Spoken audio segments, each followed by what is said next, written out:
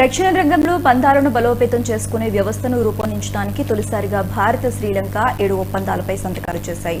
రెండు దేశాల భద్రత పరస్పర ఆధారితమని భారత ప్రధాని నరేంద్ర మోదీ పేర్కొన్నారు.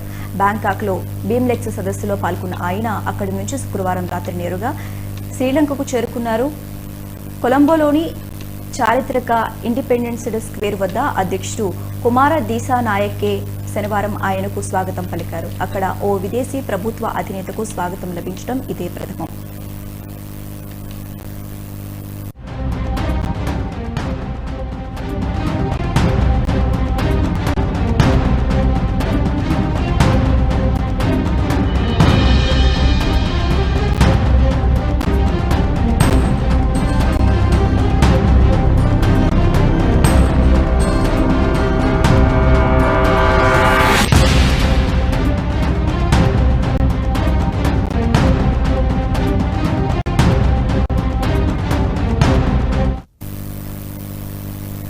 రెండు దేశాల మధ్య మత్స్యకారుల వివాదాలకు మానవతా దృక్పథంతో పరిష్కారం చూపించాల్సిన అవసరం ఉందని మోదీ చెప్పారు. శ్రీలంక నిర్బంధంలో ఉన్న మత్స్యకారుల్ని వారి పడవల్ని వెంటనే విడుదల చేయాలని కోరారు.